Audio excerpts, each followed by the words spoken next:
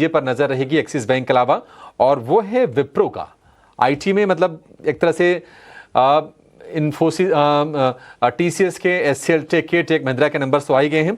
अब विप्रो और इन्फोसिस, इन नंबर्स पर नजर रहेगी। विप्रो के नतीजे आज आ जाएंगे और 23 तारीख को आएंगे इन्फोसिस के नतीजे। एक बार जरा विप्रो का जरा देख लेते हैं कि क्या अनुमान है, क्या उम्मीदें हैं, और उसके बाद इस पर एक व्यू लेंगे, फिर आगे बढ़ेंगे। अगर हम रेवेन्यूज की बात करें तो क्वार्टर ऑन क्वार्टर करीब इसमें हम देख रहे हैं कि 2% के आसपास की गिरावट की आशंका है। मुनाफे की बात करें करीब 9.5% के आसपास की गिरावट इसमें आ सकती है, और मार्जिन में भी कमजोरी आएगी, करीब करीब थोड़ी सी कमजोरी आएगी। 17.3% से घटकर आ सकती है 17.13%। तो ये उम्मीदें हैं।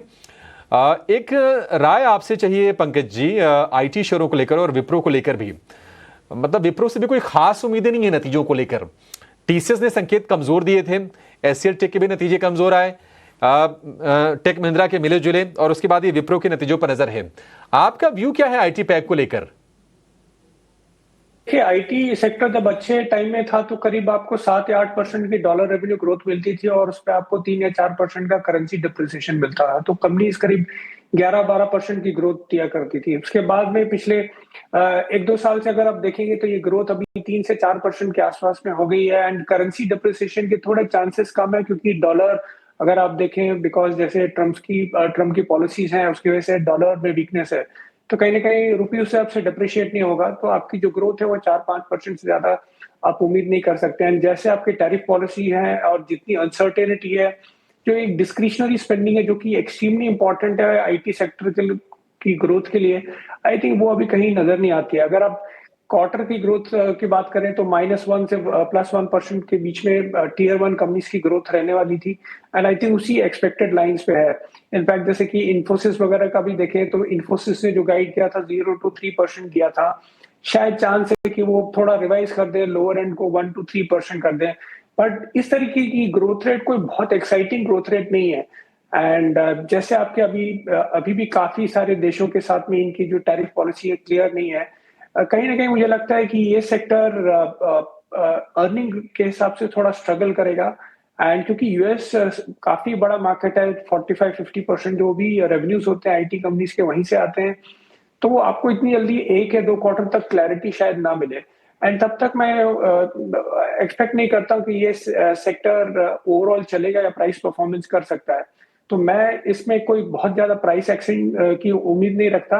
हालांकि सेलेक्टिवली जैसे आपके कोफोर्ज हो गए, कोफोर्ज में करीब 5.5% का ग्रोथ का उम्मीद है, या परसिस्टेंट है करीब 3-3.5% का ग्रोथ, तो यहाँ पे ग्रोथ जो है वो थोड़ी ज्यादा बेटर है, बिकॉज इनका एक तो ये है कि ये बड़ी डील थोड़ा जल्दी क्लोज कर पाते हैं, और इनका जो मैन्युफैक्चरिंग का एक्सपोजर है दोनों कंपनी का थोड़ा कम है। Otherwise in general IT sector को मैं नहीं मानता कि ये पूरे मार्केट को या निफ्टी को आउट परफॉर्म करने वाला है। से ज्यादा उम्मीदें आप ना रखें, लेकिन चलिए आज के कमजोरी के बाजार में कुछ कमाई के अच्छे मौके खोजते हैं और लेकर आते हैं ऑप्शन का एक शानदार ट्रेड अपने खास सेगमेंट ऑप्शंस के चैंपियन में।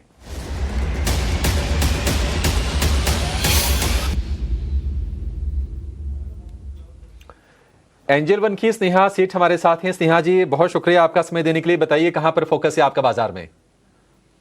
यहाँ पर अगर आप देखें तो मार्केट हायर लेवल्स पे थोड़ा सा टेंटेटिव रहा है, तो ओवरऑल एक काउंटर जो मेरी नजर गई है वो एलएनटी पर है। काफी समय से ये काउंटर एक थोड़ा सा प्रॉफिट टेकिंग ही दिखा रहा था। एक इम्पोर्टेंट सपोर्ट जोन था अराउंड 3,490-480 के आसपास, जो कि काउंटर ने ब्रीच किया है आज के सेशन में। मुझे लग रहा है कि यहाँ से थोड़ा सा सेलिंग प्रेशर और कंटिन्यू हो सकता है, तो आई वुड सजेस्ट करके कि यहाँ पे 3,450 की पुट बाय करें। 40-42 के रेंज में से बाय करना है, स्टॉप लॉस 19 का लगाना है, टारगेट 82 का रहेगा। As per the target in stop loss maximum risk involve है, दैट इज अराउंड 4,000, और प्रॉफिट पोटेंशियल 7,000 का रहेगा।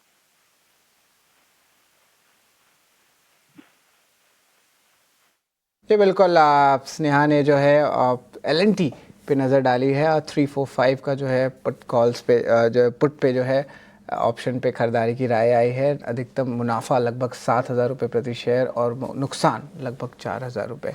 धन्यवाद स्नेहा, आप हमारे साथ जुड़े, और वायदे बाज़ार में जब आप ट्रेड्स लेते हैं तो अपने वित्त सलाहकार से ज़रूर सलाह मशवरे करें। लेकिन चलिए